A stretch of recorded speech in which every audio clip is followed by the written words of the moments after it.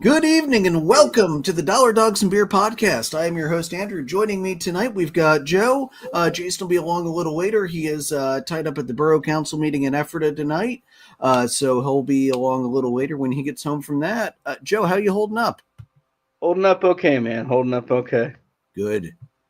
Good. I'm glad surgery recovery has been going well. You're almost back to normal. I know that's got to feel great to be almost back to normal again. Sure does. All right, man. What are you drinking tonight? Well, I've got Sláinte Irish whiskey and Coke. So, all right, can't go wrong there. For me tonight, I've decided that instead of my usual sour or summer beer, I'm going to go with something Mexican since today is Cinco de Mayo. And I've got a Corona, but not a regular Corona. This is the Sun Brew. It is a citrus cerveza. It's pretty good, actually.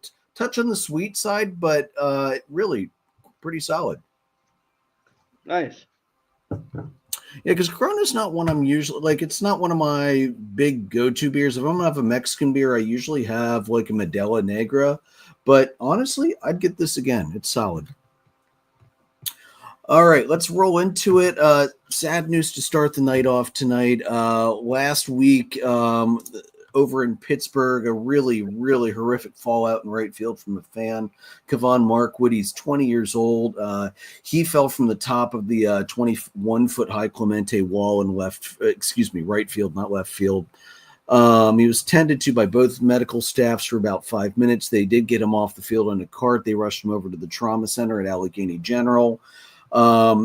His mother on Saturday reported that he is awake, he's alert, but his condition at that point was still critical.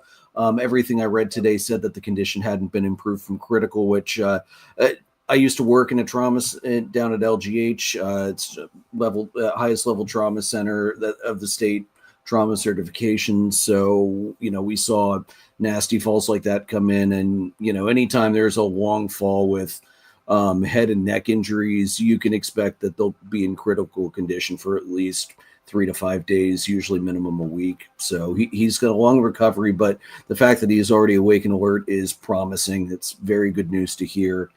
The railing is 3 feet high, which actually exceeds building code requirements. They only require 26 inches, which is 2 feet 2 inches. So it's not like the Pirates didn't do their due diligence out there. They'll probably even look at maybe raising that up higher this coming off season when they have the opportunity to do so. A spokesperson for the team indicated that their investigation showed that he did consume 2 beers during the game, but he didn't show any signs of intoxication at the time of the fall. So they're not saying alcohol was a factor in the fall. McCutcheon had just hit a huge double. It literally looks like, from the video I saw, somebody had actually taken it from the other side of the field, shooting right out at right field. And it looked like he stood up to cheer and literally just slipped, and his weight just caught too far over and his momentum took him over the side. That's how it looked to me. Reports from fans in the area did not indicate that he seemed intoxicated or anything like that. So I think it's safe to agree with the Pirates' assessment there, Joe, that thankfully alcohol was not a contributing factor. I've seen his old school district, they put out well wishes for him. He was apparently a great athlete.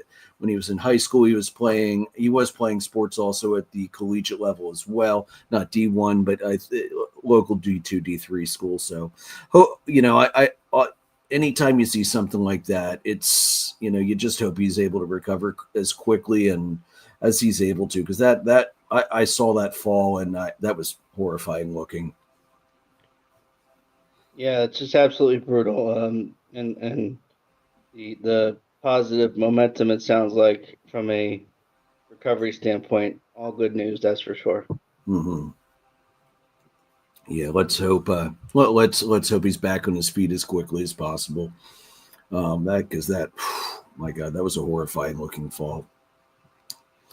And I hope too, given this day and age, the fact that things like mental health and therapy are taken much more seriously than they were in years past, I really hope both teams are also making those services available to their players, because that's got to be absolutely awful for a player to have been on the field and witnessed it or been there in the immediate aftermath as well. So hopefully they have services for the players as well.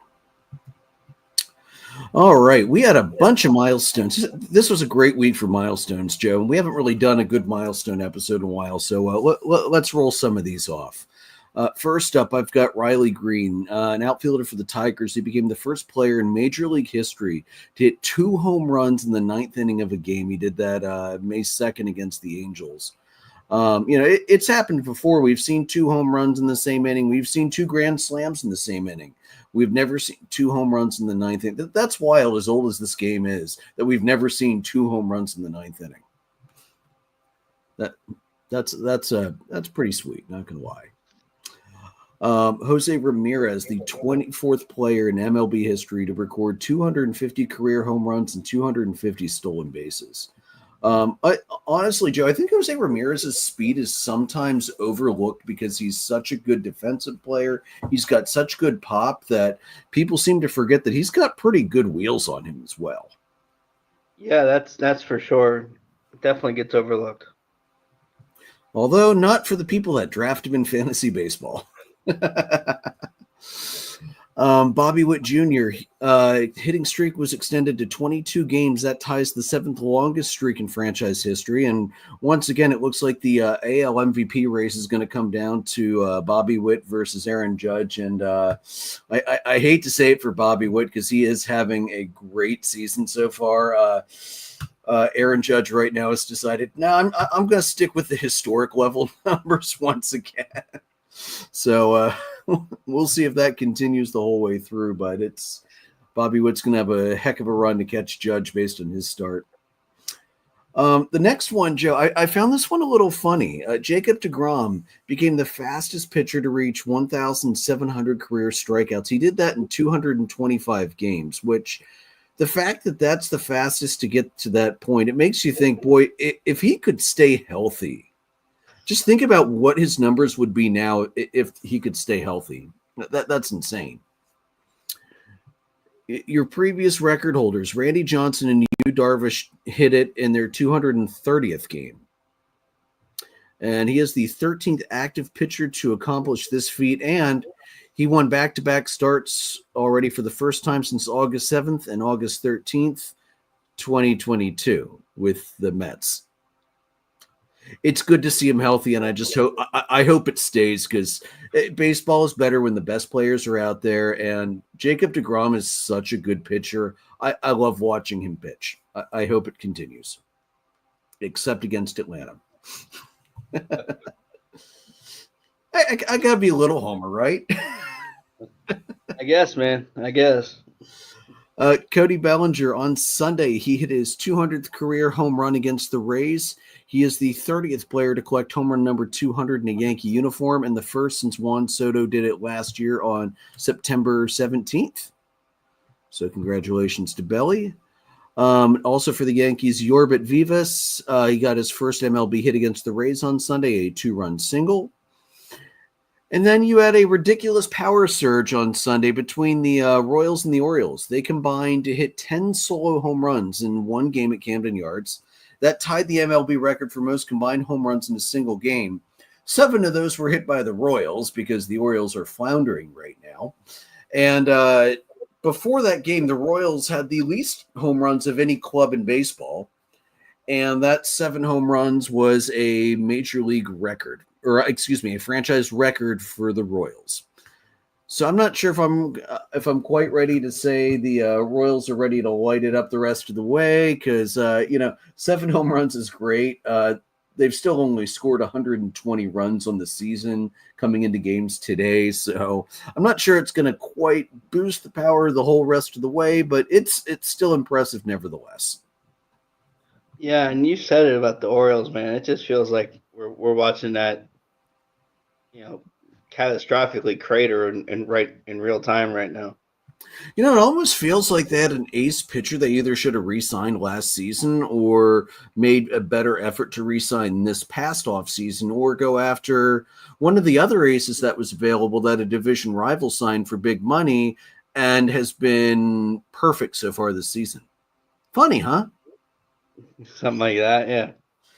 And the thing that really gets me at the Orioles, not to rant too much on the Orioles right now, but like they're not developing a huge number of ace level pitching. They've been developing bats at a tremendous rate, no doubt about that. But the pitching's kind of lagged behind a little bit. And if your pitching's lagging behind, they don't have the pitching like Philadelphia has in their farm system, for instance. Philly's got a ton of great pitching in their farm system. If you don't have that, you kind of need to go after those free agents, especially one that you traded a lot of high-end prospects for last year. I thought they should have re-signed Burns after the trade last year, kind of like I thought the Cubs should have re-signed Tucker after the trade this year. Anytime you give up big prospects to get a star, why make an extension contingent to the trade? Good God. I don't understand why more teams don't do that.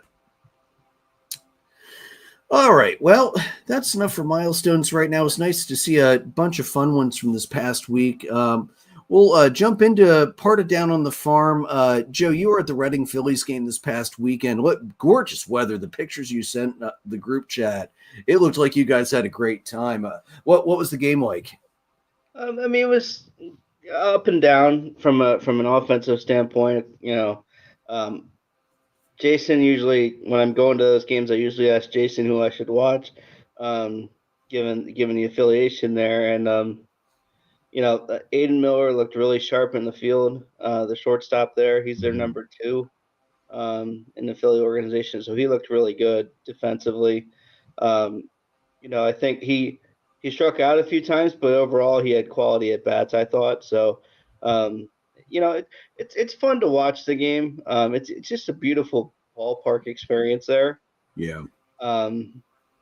It's anybody who lives at least in our area. It's a half hour, 40-minute drive, and it's worth it. Like, it's absolutely fantastic. And fortunately, we were in dugout suite seats last week, nice. Which is right on the field level. Which is just awesome. So it's a great experience. It's a great stadium. The starting pitcher for the Senators was pretty good too. His name escapes me at the moment, but he's pretty high up on our list. And with the national organization, he was pretty good from a speed and movement standpoint. So a lot of back and forth in this game, a lot of homers, a lot of doubles. So a lot of productive at bats across both teams. Reading ended up losing the game, I believe 9-7 or 7-5, one of the two. I can't remember off the top of my head, but I'm pulling it up. It was Reading came back to tie it in the 8th and then lost it by 2 in the 9th. So that's brutal. A lot of firepower in that game offensively, but exciting nonetheless. It was 6-3 Senators. 6-3. Let me here. I'm pulling up the box quick. No, I'm not trying to live stream games. MLB, come on. Good grief. You try and do nice things, and then MLB says, "Nah, our website says you should do this." It's so freaking annoying. Just want to look at the box score. God forbid. Yeah, I know. I know from when we looked at some things after we got off last week. I saw Harrisburg was going to throw one of their better pitchers. It's Hyunil Choi. He's actually 0-3 on the year, but he's starting to trend up. It looks like he got knocked around his first couple starts, and he's starting to right the ship a little bit, so to speak. He pitched well. 5 2/3, 3 runs, 5 Ks, but no walks. I'll take that. Yeah. Yeah, it looks like you had a great game. I love that field. I haven't been up there in a bunch of years, but one time when my dad was still working for Derry Township, it was one of those games where they had like 25 people throwing out a first pitch. I think it was like a local it was like an educator appreciation night or something like that. And my dad got got randomly selected by Derry Township to be one of the teachers that they sent.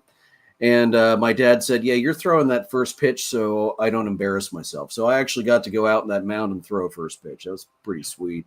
The ball they gave us to commemorate the first pitch was signed by everybody on the team. So I need to go back and figure out what year that was and check the roster out and see if there's anybody good on there, because that'd be pretty sweet. It would have been, I feel like it would have been 07, 08. So there probably would have been some decent Phillies at Reading at that point. So, yeah, you're right though. Definitely one of the really nice stadiums for AA baseball, and and it's so close to us. It's silly not to go up to a game, and I've enjoyed every time I've gone up there. And it's also nice to not get bitten alive by mayflies like you do over in Harrisburg, where that last bite, was that more hot dog or was that more mayfly? Good question. Although I still have to say my favorite minor league park I've been to is probably still Nashville, the Sounds. That was a gorgeous park right by the water, very well cushioned seats, which I very much appreciate. And the fact that we were like 8 rows up behind home plate and I could just heckle the ump all game. Yeah, that was a blast. You know me, load me up with cider and an umpire that can't find a strike zone, and I'm going to have some fun with him, especially after all the little kids in the area left after the 3rd inning. All right, let's quickly roll into college hoops because I hate Ohio State, always have, always will. The Michigan Wolverines recorded their largest victory over Ohio State in program history. They smashed the Buckeyes 23-1, and they outscored the Buckeyes 16-0 in the 4th inning, which seems to be becoming a new tradition for all Big Blue sports against Ohio State to light them up in the 4th. Yeah. And in case you were curious, it has been 1,983 days since Ohio State has beaten Michigan in football. And the only reason I know that is because there is a website, how many days since OSU has beaten Michigan.com. I love that. I love the fact that somebody is paying for a domain to keep that counter going. And when you reload the page, like it does different things, like shows different graphics underneath it. I just reloaded it again, and it has a picture of Ryan Day with the hashtag open to work underneath it. So kudos to whoever in Michigan land is doing this, because this is amazing. There's nothing like the absolute pettiness in college rivalries. Nothing can match it. It is so beautiful. Whether it's Army trying to steal the goat from Navy, whether it's any of the fanfare with Notre Dame and USC and the spear and all the gems they offset into it, whether it's Penn State and Michigan State begging to have lasers put on the land grant trophy to finally make it the coolest trophy in sports. There's always college rivalries are just something else, man. I love them. All right. April awards were released last week. Most of these, Joe, I had no surprise with actually pretty much any of these. And one in particular was the least surprising of all. And that's going to be our first player on this list. The AL Player of the Month went to Aaron Judge. Aaron Judge is hitting a sultry 427 to end the month with a 1.282 OPS, 10 homers, tied for the MLB lead at the time, 50 hits, 89 total bases. Joe, he came out of April at 2.9 WAR. Came out of April at 2.9. Like, okay, this is absurd. This is absolutely absurd how well he's playing. For people that don't know the WAR, anything over 2 is a starter, and anything over 5 is an all-star. And that's when you're looking at the whole season. He's already a good chunk of the way to all-star after a month. I know the pace is going to slow down. He's probably not going to hit 400. I shouldn't say never, because somebody will hit 400 again at some point. But Jesus, just some other wild numbers from Aaron Judge so far. So he only went 1 for 5 on Sunday. He hit a double. That dropped his average only down to 423, 510, 777. His hitting streak is up to 14 games. During this hitting streak, he's hitting 474 with 10 extra base hits. His on-base streak is at 30 games. What the hell? This is insane. This is absolutely insane. Through 34 games, he has the 5th highest average all time. Number 1 all time was Paul O'Neill in 94, 459. Rod Carew in 83 at 449. Luis Arraez in 23 at 430. Barry Bonds 93 at 429. That's funny, Joe. ESPN's editors are apparently taking the night off because they have Barry Bonds 93 listed as being on the Giants. Because that's funny, because I remember Atlanta knocking Pittsburgh out of the playoffs and Barry Bonds being on those teams in 93. Whoops. That's insane. And that's really good company to be in. Wow.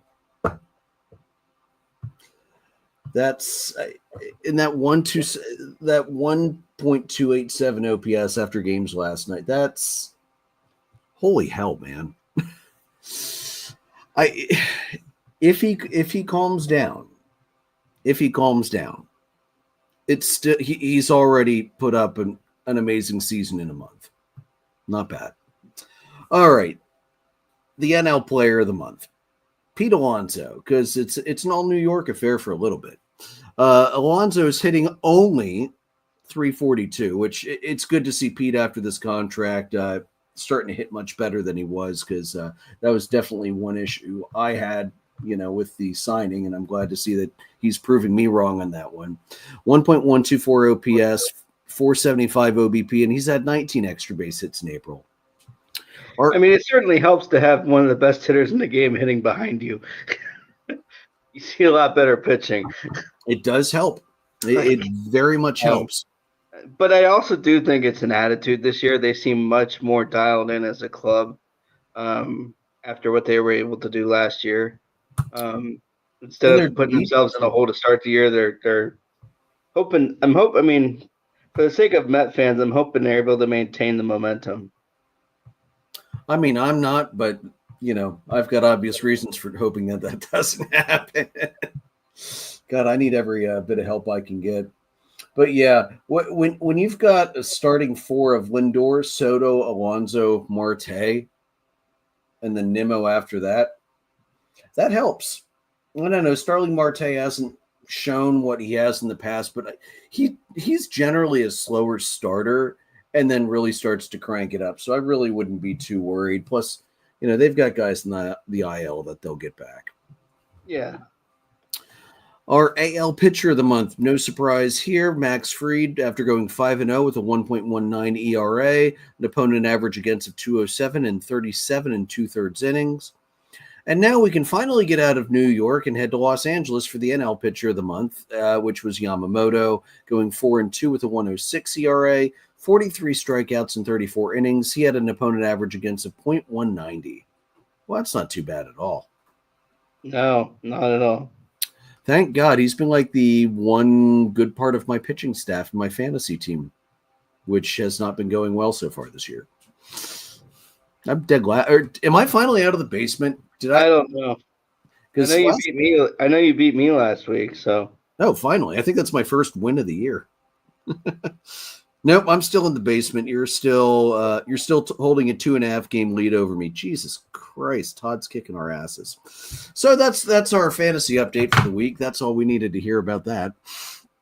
Yeah, he's up like 18 games on Jason right now. It's thank God we're only doing 4 teams and everybody makes the playoffs this year. All right, the AL Rookie of the Month goes to Boston's Christian Campbell. He led all qualified rookies with a 902 OPS, 8 doubles, 4 home runs, which also leads all American League rookies. And he leads the Red Sox as a whole with a 407 OBP. The NL Rookie of the Month, Luis Angel Acuna, Of the Mets, his 288 average leads NL rookies with a minimum of 70 plate appearances, and his .342 OBP also leads all NL rookies. He's been really, really good. Not that I'm surprised. Just seems to go with being an Acuna, but that's pretty damn good. The AL reliever of the month, who I believe has already been mentioned at least once as the adulting reliever, Mr. Andres Munoz in Seattle, which with an ERA of 0 and a whip of .73, you kind of earned that one. 11 for 11 in saves and a microscopic .106 opponent average against. And the NL reliever of the month, who has also been mentioned on the adulting reliever at least once, Robert Suarez of the Padres, 12 saves, a .64 ERA, a .57 whip, and again, a .106 opponent average against. Damn. I'm good not facing those guys. I've watched them pitch, and I've seen Pitching Ninja feature their stuff before. I'm really good not trying to hit any of that crap. It'd be hilariously bad, though. Joe, they nailed it for April. I've got no gripes with any of the picks. I think they made the right picks across the board. Yeah, no real complaints. It's hard to argue with the numbers, particularly for Pete and both rookies and the relievers for sure. Yeah, it's shocking when they nail the monthly awards that correctly that we don't have a gripe with at least one of them. So it's a welcome change. Good job, baseball. Good job. All right, let's look at some injury news here. This was a rough week for injuries, man. Let's roll down some of these. Tristan Casas, ruptured tendon in his left knee. He's out for the rest of the season. It happened Friday night when the Red Sox beat the Twins. He fell awkwardly running to first in a slow roller. He lay on his back for quite a bit. He would not move that knee. When I saw the replay of him going down, I knew he was done. They actually had to cart him off. Yesterday, he had a successful left patellar tendon repair at Massachusetts General, so he'll be out for the year. That hurts Boston. I know he hadn't really started to heat up yet, but Boston's depth at first base is really, really bad. I don't know that they've got much in the minors that's going to be ready to come up and take that spot. I think they called one of their utility guys up who's going to platoon at first for a little bit, but Joe, I would not be shocked if you see the Red Sox making earlier calls than most teams about availability of first baseman. Well, there is a certain first baseman who's still sitting out there. That's true. And that right field corner looks pretty nice for that guy. So, not to mention any names like Rizzo, but yeah, his bat would hit very well in Fenway Park. Just saying. Yeah. Shota, I saw he left yesterday's game, left hamstring strain, running over to cover first base. Joe, I'll just let you commiserate here. Yeah, obviously it certainly is rough news for the team, but the other night he left to start early too, with some leg cramping. So I don't know if that just didn't subside and that was a precursor for this or what. I'm not going to speculate. I'm not, in the business anymore. But it certainly is disheartening for the way that the team is playing. Fortunately, the offense has been a bright spot for the Cubs. It hasn't been in recent years. So, it seems to me like we've got a bunch of Captain Obviouses in the Cubs organization, because Jed was interviewed before tonight's game and said that, the pitchers will have to step up. Well, no shit. No, you think? Look, they did call up, I forget his name now, to replace Imanaga for the time being. A lot of folks thought that Kate Horton might get the call up. I'm a little surprised he didn't. Down in AAA. He's been playing. He's had a fantastic start to the year, so it was really shocking that he wasn't the guy. But What do I know? I mean, as of right now, he's their number 2 prospect. He's thrown in the opening month. He has a 1.17 ERA, 28 strikeouts, 10 walks in 23 innings.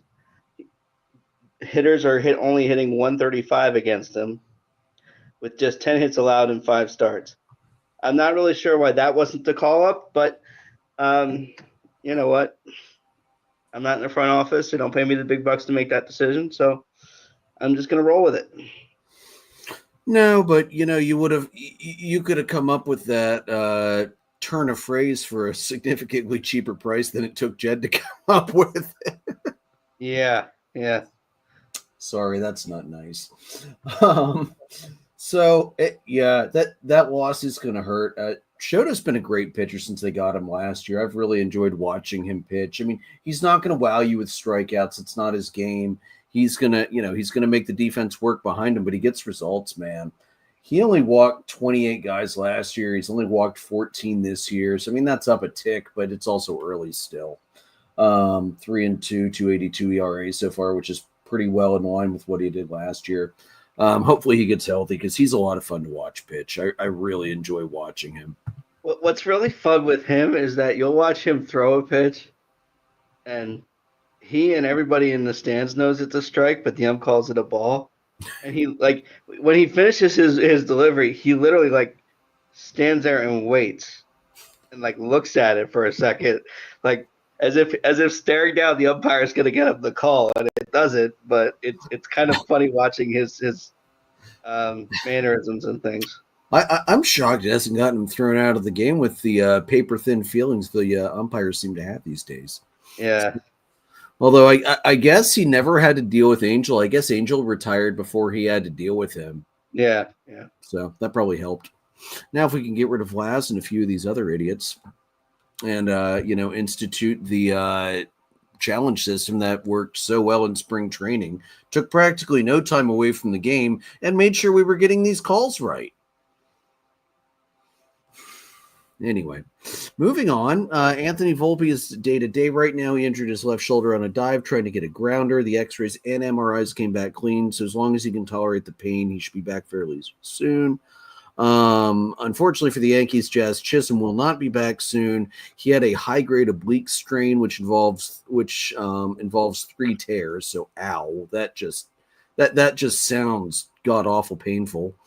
And he's going to be out 4 to 6 weeks. Curtis popping on here. AJ Smith-Shawver, no hit through 7. Damn.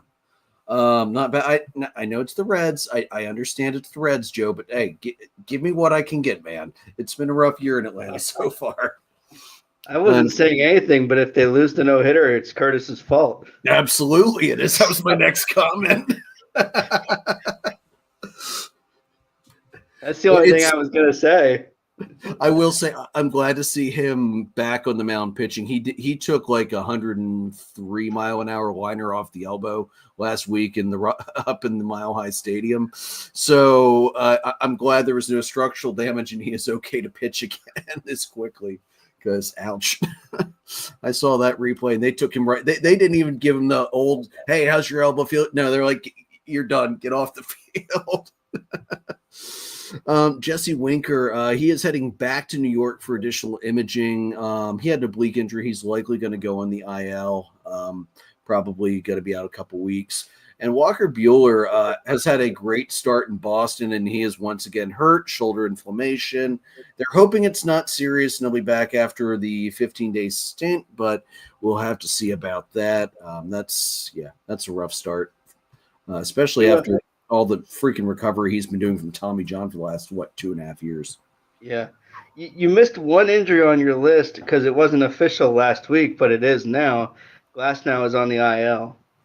Oh, what a pity. The guy who doesn't care about anything but velo is on the IL and is now bitching and moaning continuously because he keeps getting hurt. Oh, no, what a pity.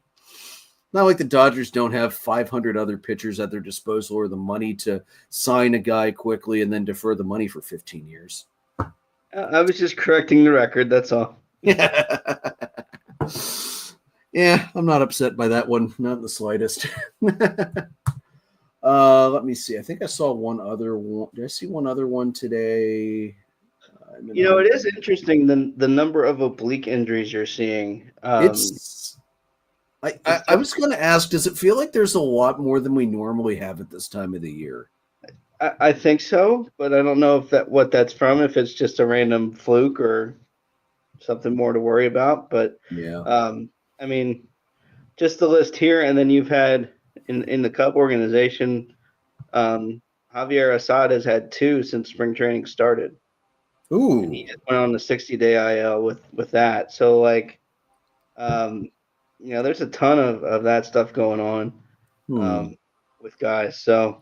And it's been Interesting to pitchers see and hitters too. It's been a pretty decent blend of both. So it's not Yeah. like it's before everybody says it's the torpedo bats. They're torquing their butt. No, it's not the torpedo bats. Stop it, please. Stop. Although I will say it is nice in Yahoo Fantasy where they tell you whether the player uses a torpedo bat or not. I noticed that. That's a great new feature. I'm not going to lie. I might be I might be looking at that when I'm between 2 players, and it might help sway me one way or the other. Oh man, let me. I'm just peeking over here quick. Just injury transfers. Oh, that was the one I saw earlier that I forgot to put on the list. Yordan Alvarez went on the IL. He has been dealing with inflammation in his hand, so Jordan's out for at least 10. We'll see how long.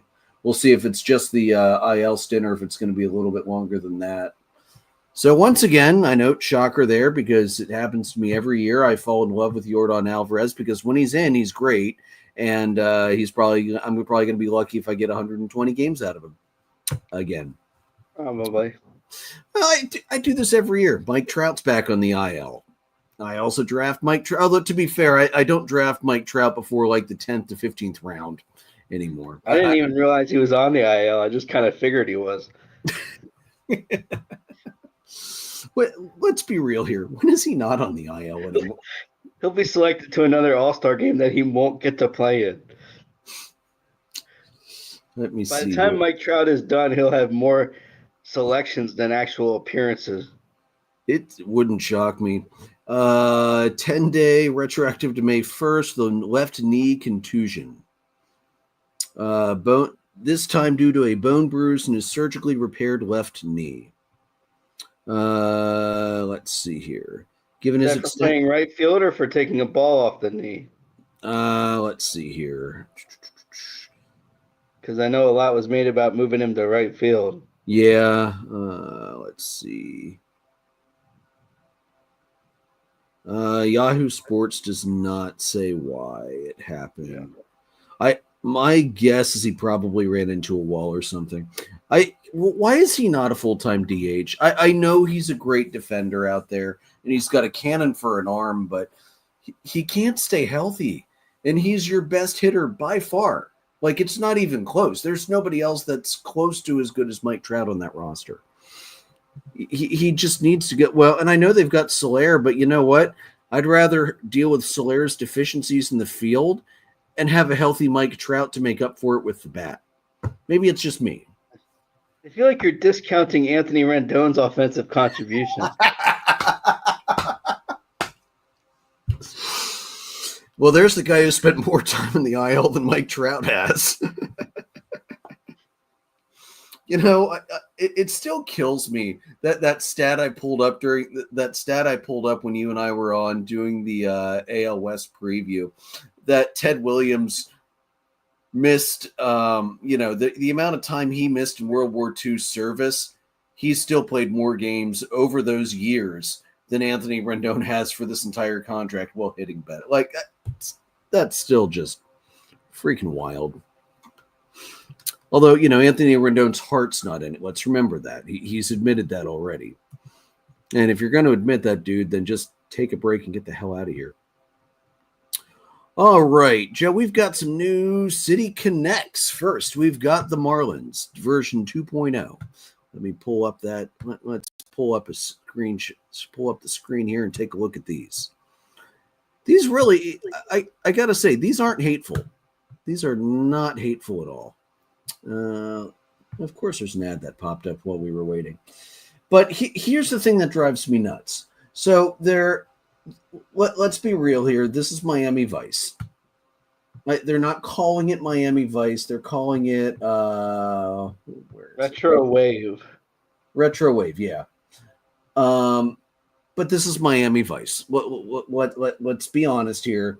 I do absolutely love the old font. It's very reminiscent to the early Florida Marlins. The hat logo is absolutely awful. Can we stop using the area codes or the abbreviation for the airport or for the city? It's stupid. Can we get rid of it? Because let's be real, 305, when you're looking far back, that looks like SOS. It looks like SOS. That sleeve patch, that would have made a great hat logo. But no, they had to do the stupid 305. I mean, I feel like if they had done the 305 with like Pitbull on the hat, it would have been awesome. To put the Marlin through there, it kind of takes away from the numbers a little bit. Dude, the Marlins have a payroll of what, like $69 million. They can't afford Pitbull. Sure, they can. That's true. They're only paying $69 million. Fair enough. I mean, that's where their fans are going. Their fans aren't going to the games. Their fans are spending their money on Pitbull. So it's true. It's true. So I have to say, I kind of dig the colors, like the pin. First of all, I think it's funny that they're calling that pinstripe when it's horizontal and not vertical. But the color scheme works. Here's my problem. Their first City Connect uniforms were great. The ones for Havana, those looked awesome. And they were bold and they were out there. And my other problem is Miami already has a black alternate. So why are we doing that again? You know, it's definitely, it's not bad, but I'm not in love with it. I'm really not. And the fact that you still have the stupid ad, and I know that's never going to go away. Get over it, Andrew. But I don't like it. The gradient on the hat's kind of weird too. I would have picked one color or the other. I don't think I would have done a gradient. I do like that the pinstripe, it does the gradient effect like they do in the top. And I like that they went white and they didn't do a mono black uniform. I would have absolutely hated this if it was a mono black. So what do you think, man? Yeah, I mean, I don't hate it. I think it's important to, have this kind of stuff and I don't hate it. It's definitely better than Wrigleyville still, which is not hard to do. But it still is. I do think, my earlier comment was made in jest, but I think it was true. I think you missed an opportunity to partner with Pitbull in some way, shape, or form. Whether it's a silhouette on the uniform or on the hat or, he is iconic to Miami. Yeah. Let's be real here. He is one of the icons of Miami. It's definitely a big missed opportunity by the Marlins to not ask. And here's the thing. I don't hate the uniform. It's not bad. I just don't like that they're duplicating a black, and it's such a big downgrade over their first City Connect uniforms that they did. Those were one of my favorite, when you and I did our rankings last year after they all came out, that was one of my favorites. I loved the first City Connect and the Havana Sugar Kings. It was a great look. It was a bold and different look for the Marlins, and it worked. And I wasn't necessarily a fan of this whole concept to begin with. So, I mean, to me, it's an obvious merch dump. Yeah. But I mean, it is nice to have something different, and I think it's definitely not the worst that I've seen. No, it's not. No, I agree with that. It's definitely not the worst of the new ones.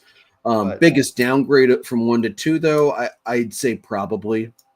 It's close, Of the teams that have gone from 1 to 2 now, that's probably the biggest downgrade.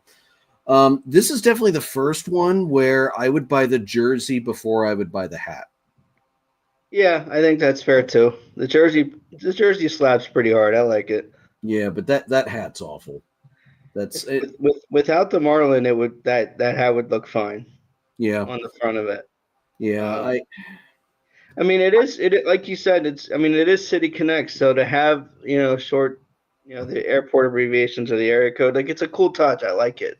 It's Yeah, a nice idea. It's just the execution on some of these is aesthetically maybe not my cup of tea, but I'm not a Marlins fan, so that's true. You and I are not the target audience here. right. Not even close. So yeah, yeah. It's definitely different. It's definitely different. So let's go from one that was kind of a downgrade, and let's go to one that I think is a definite upgrade from version 1 to version 2. Let me pop that one up here. Make sure I get the right one. Hey, that's the right one. Good job, Andrew. All right. So Diamondbacks. This is Serpientes 2.0, and they went back to the purple that was really harkens back to the early days of the Diamondbacks. Joe, I really like this one. You can see the socks over here in the one, although I think a lot of players will go long because nobody wears high socks anymore, which is a pity. That teal blue really pops really nicely against the purple. I love that hat logo. The Arizona Born, that's in the back of the collar that nobody will ever see, but it's a nice touch. Here's another view. It's another thing I like. It kind of throws back to the old vests that the Diamondbacks wore early on with the black sleeves. Now they did the darker purple instead of going black, but I do like that. They kept the script Serpientes, which is great. I thought that looked fine the first time.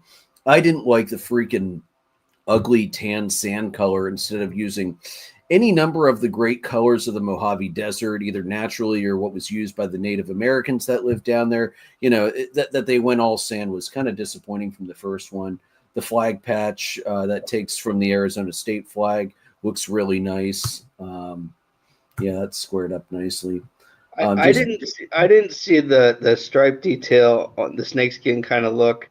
Yeah, the first time I looked at this uniform is amazing. This is sharp, and what I like about this is you're not going to see like the little snakeskin detail in here, but you will see the black pinstripes. And that's been one of my big complaints I've had all along about these fine details. You can't see them from more than 3-4 feet away, so it's kind of silly to do that. But I really like this. You're going to see the black pinstripe effect on TV. Yeah, it's pretty sweet. This is definitely one of my favorites of the improvement from 1.0 to 2.0. This is I think the Diamondbacks hit a home run here. You can see the diamond on the stripe on the pants. And that's a great hat too. Like this is a complete good uniform from the Diamondbacks, I think. Yeah, the entire set is pretty good, and that's a rarity with these. Usually there's like, we love most of it, we hate this part. This is one of those things where you love the whole dang thing. Yeah. I'm not a Diamondbacks fan, and I would buy that shit. Yeah, I would buy that too. It's a great hat. It's a great jersey. Yeah. Even the socks are cool. And I'm not big on like the team socks because Stance sometimes just does not make great socks. But I'd even buy the socks for this uniform set. This is A+ across the board for me. Nailed it. Yep. All righty. So let's see what do we got up next. Yes. I've done enough griping about umpires. Let's talk about two umpires that actually did their jobs right this past week.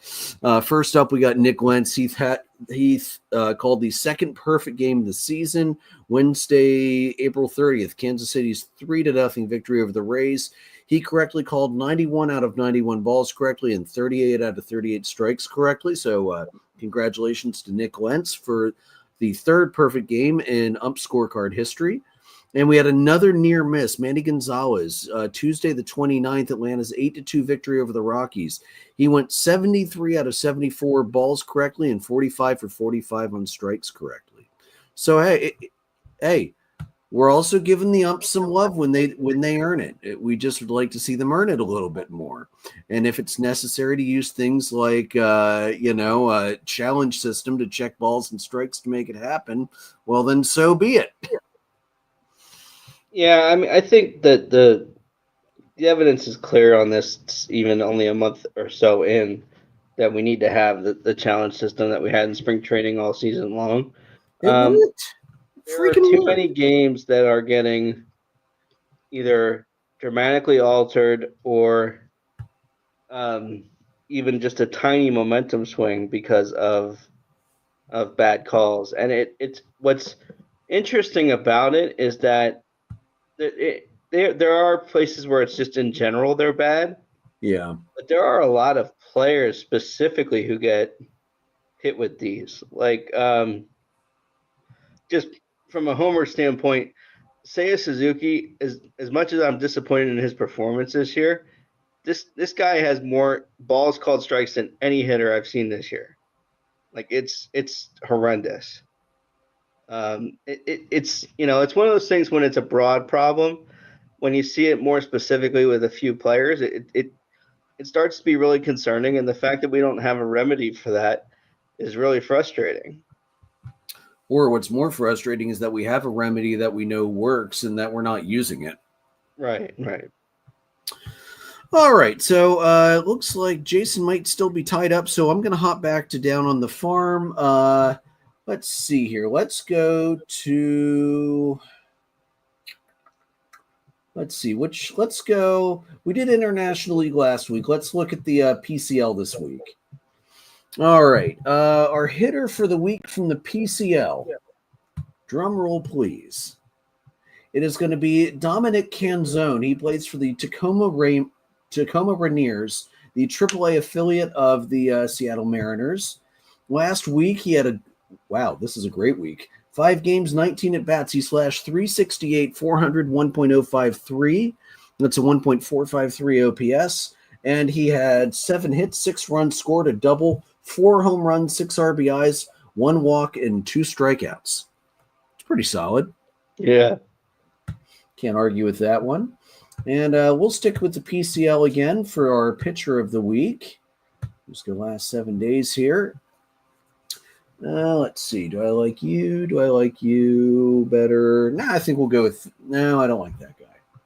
Strikeouts aren't everything. Show me something better.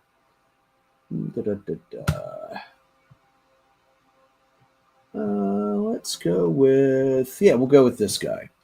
Okay. So our pitcher from the PCL is going to be Michael Plasmeyer. He plays for the Round Rock Express. They are the AAA affiliate of the Texas Rangers. He is a lefty. Michael last week in 1 start, 2 appearances, he threw a total of 6 innings. He had a 1.50 ERA. He only allowed 3 hits, 1 earned run, 1 home run, walked 2, struck out 7. He had a whip of .83 and an average against of .143. Solid week. And who was the top saver last week? Let's do a little pseudo adulting reliever. We will go with this guy. We're going to go with Elvis Alvarado. Elvis Alvarado plays for the Las Vegas Aviators, the AAA affiliate of the Sacramento Athletics. I still can't. I can't. Anyway, so Alvarado last week, he had 3 opportunities, converted all 3 saves, 3 innings, 1 hit, no runs, no walks, 5 strikeouts, a .33 whip, and an average against of .1. It's a 100. That's a really good week. He definitely would have made adulting reliever with numbers like that in the majors. For sure. So that's the rest of Down on the Farm this week.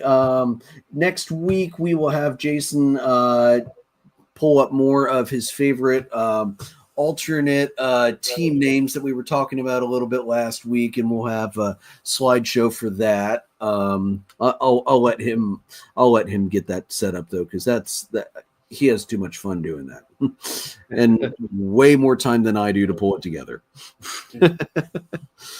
All righty, so that's it for Down on the Farm. Joe, anything big you want to talk about for the Cubs other than they need to get healthy? Not really. I mean, I think it's really exciting to see PCA Hmm. really explode this year, Dude, offensively. he's It's so it's fun. it's been a lot of fun to watch that. I think if things continue the way they are, he's a sleeper for MVP. It's insane. The kid is already going to be an all-star, I'm sure of it. He's a fan favorite everywhere. Hmm. Uh, it's wild. Um, you know, He's a I- he's a fan favorite for guys that aren't Cubs fans. He's just yeah, that fun. yeah.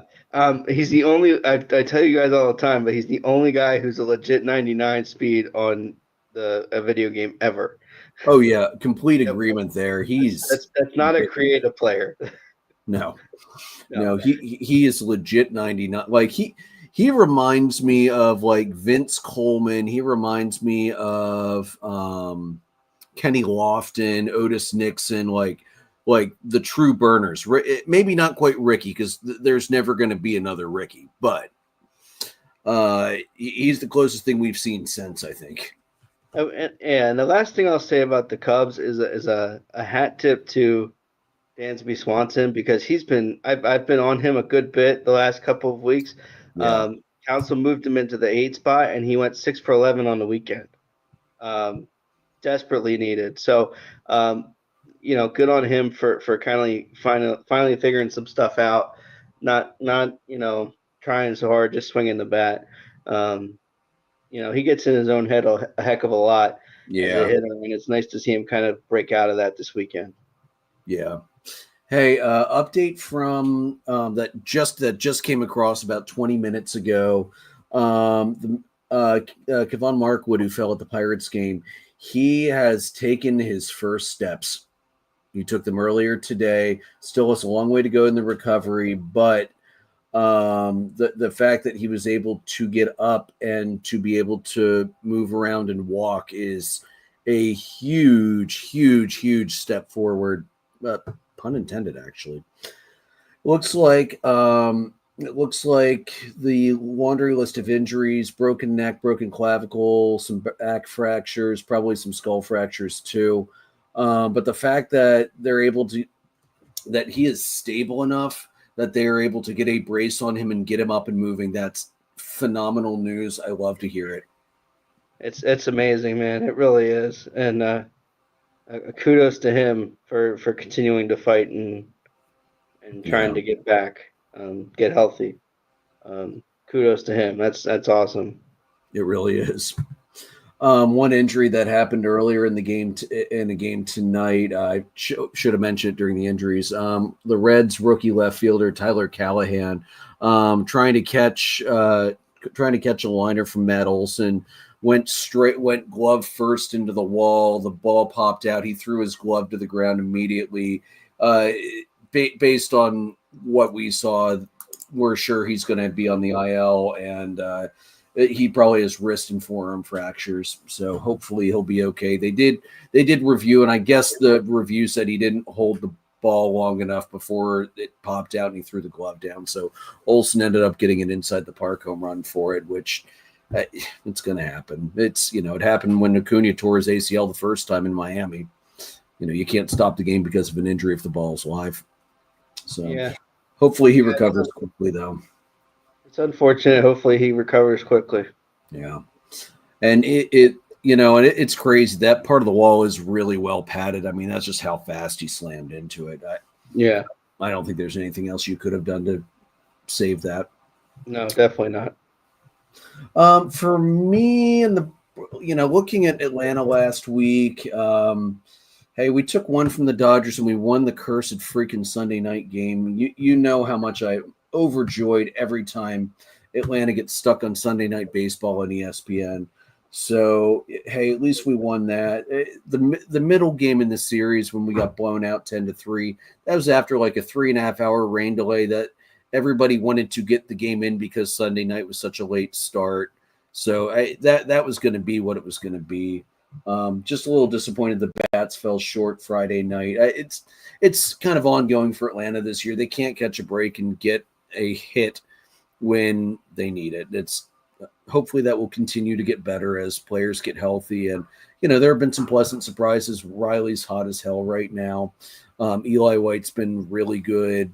And he's never been really good for most of his career. So, what just got to keep moving forward. They took 2 out of 3 in Colorado, which is what they needed to do.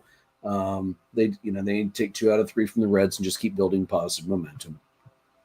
Curtis had another comment here.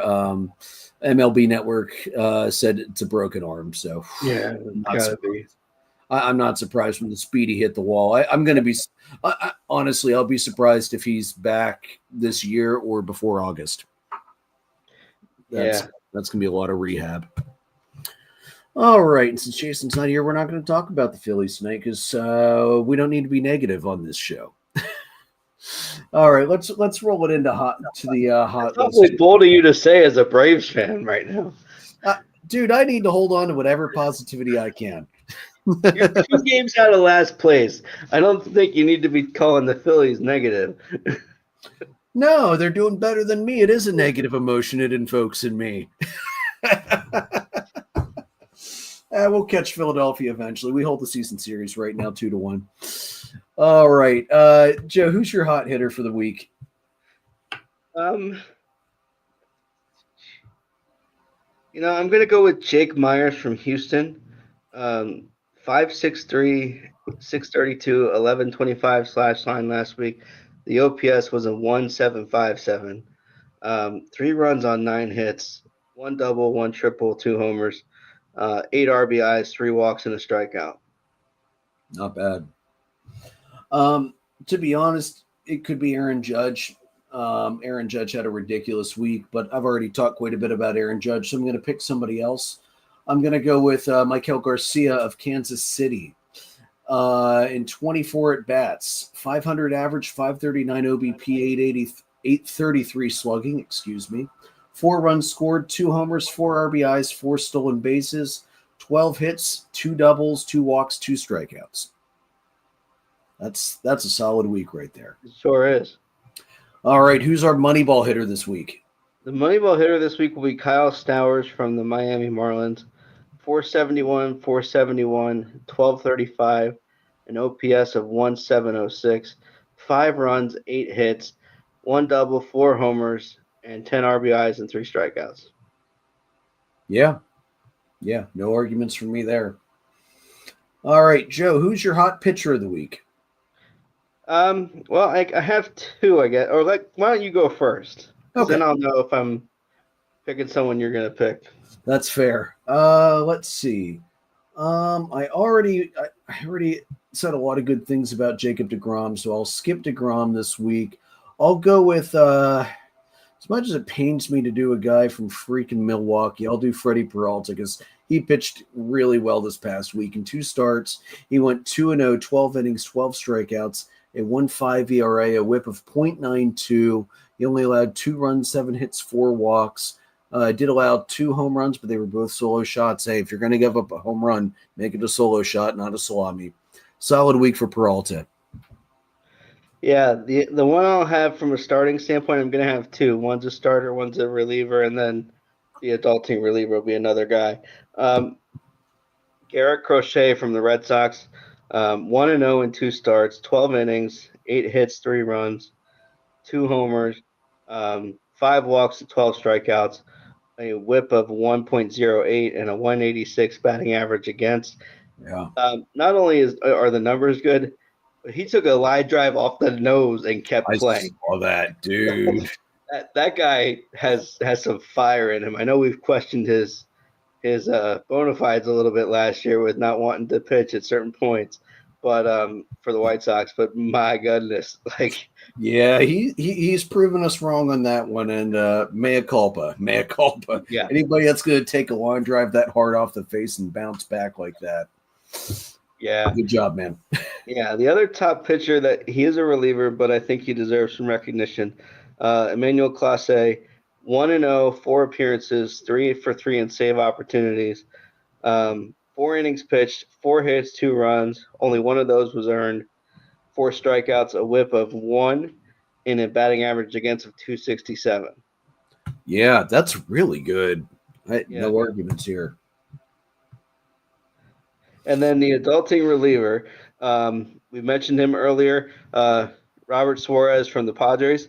3 for 3 in saves and 3 appearances this week, 3 innings, no hits, no runs, 2 walks, 2 strikeouts. The whip was a .67 and no hits, so zeros That's on the batting awesome. average.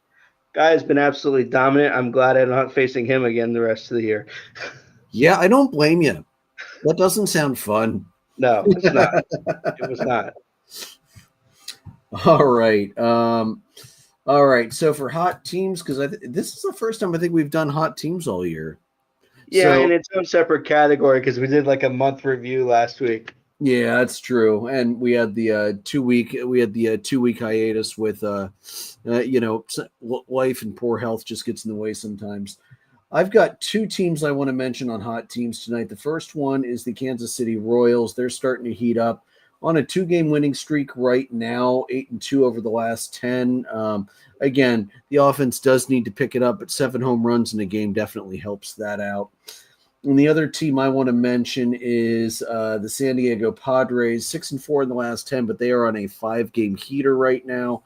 They are only a half a game behind the Dodgers, holding serve out there in what has been a very, very exciting NL West race so far for to get this season started. So those are my 2 hot teams for the week. What do you got, Joe, for your hot teams? I've got 3. I have the Tigers with the great Javi Baez in center field.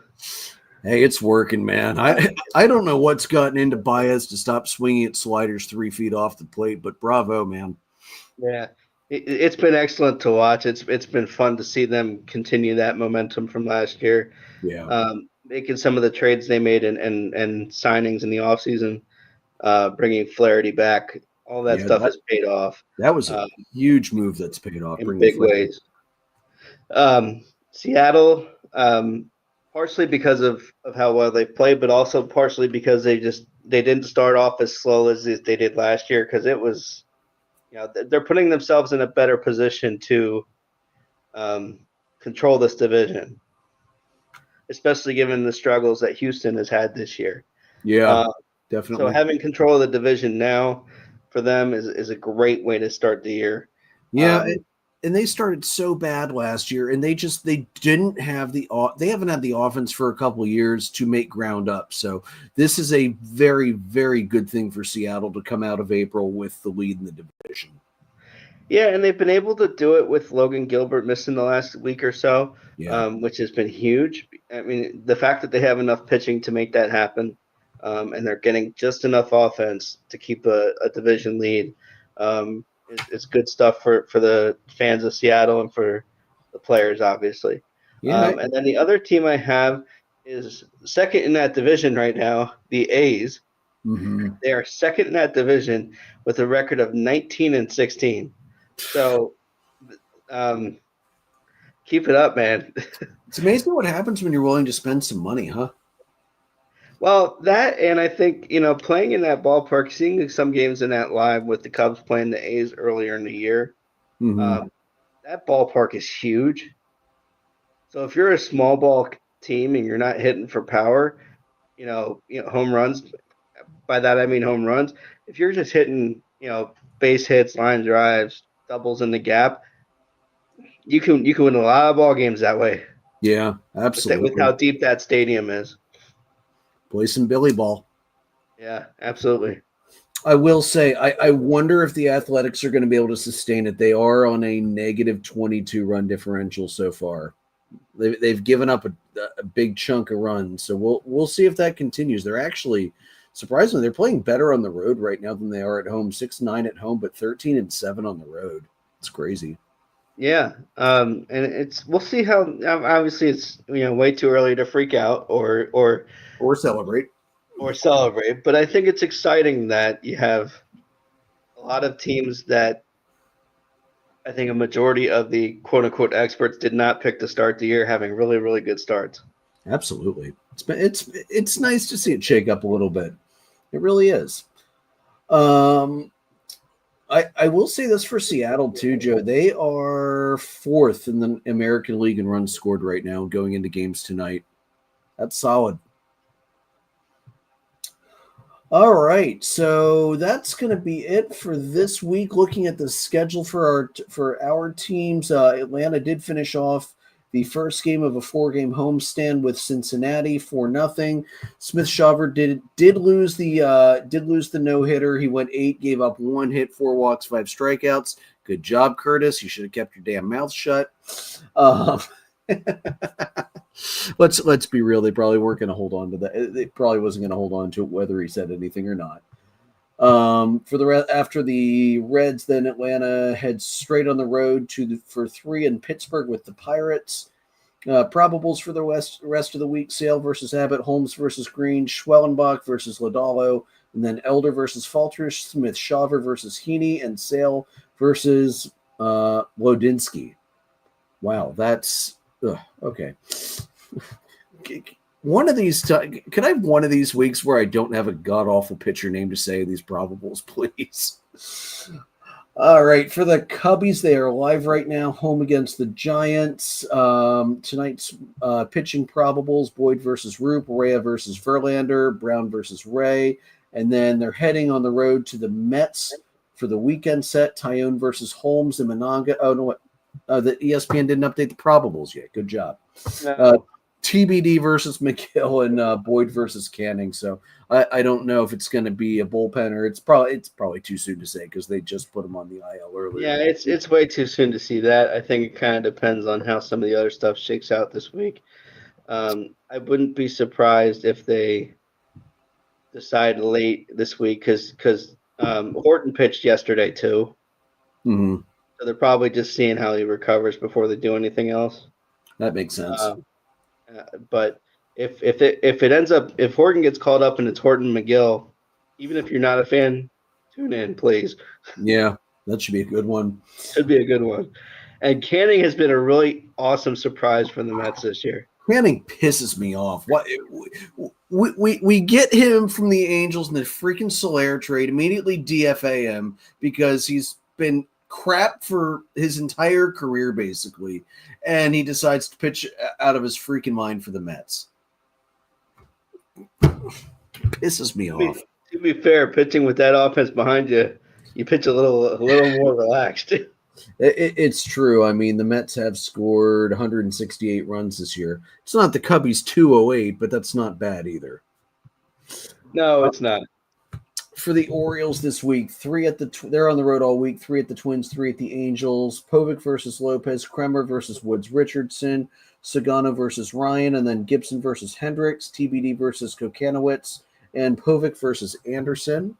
And then for the Philadelphia Phillies this week, they are I'm in the wrong spot. There we go. They are on the road all week. 3 at Tampa, Wheeler versus Rasmussen starting tomorrow, Sanchez versus Bass, Luzardo versus Pepio. I already warned Jason in the group chat, get ready to see a lot of home runs in that freaking Rays series because when we went down to the Rays to play in that AAA stadium, both teams were just teeing off. The balls were not staying in the park. And then 3 at the Guardians, Nola versus Williams. Over under for Jason saying he is tired of Aaron Nola and pissed off at Aaron Nola is set at 2 1/3 innings for this week. And then Suarez versus Bibby and Wheeler versus Ortiz on Sunday. So exciting. That's exciting for Phillies fans to see Ranger Suarez finally up for his first start of the year. See what he's got. And it's going to put the Phillies in a tough but enviable tough situation by having too much starting pitching because, what do you do with Taijuan Walker? He's been actually really good so far this year. So I don't know if the Phillies are going to go 6-man or if they're going to move Walker down or, let's be real. The problem for the Phillies this year has not been the starting pitching. It's been the back end as it has been for just about every year we've done this show and several years before that. So it wouldn't surprise me to see either Taiwan or Ranger, one of the two of them, get put down into the bullpen just because the back end needs so much support right now. And, we'll just have to see what they do. We'll hopefully Jason will have a little more insight on that for us next week when he is back. We're gonna skip his Hall of Fame game this week. I've got a slideshow made up, but I want him to be able to go through it with us. So we'll do that next week when he is back. And I think that's it for us this week, unless there's something I missed, Joe. Nope. All right. Hey, that's a surprising one. I usually miss something by now. Guys, audio recordings are available on Anchor, Spotify, Breaker, Google Podcast, Apple Podcast, pretty much anywhere you can find podcasts. We're live on YouTube as well as Facebook. Merchandise is at redbubble.com/people/DDAB-podcast. Follow us on Facebook at facebook.com/dollardogsandbeer. We are presented by Dark Arrow Podcast LLC and sponsored by Baron Barbershop over in Mannheim. Call Johnny up. He's going to give you a great cut, and it's going to be a great chat, and it's a wonderful atmosphere. They've done some renovations in the building, new lighting, new paint jobs on the walls. It's looking really sharp out there right now. So Johnny will hook you up. Guys, may your dogs always cost $1. May your beer always be cold. We'll see you next week.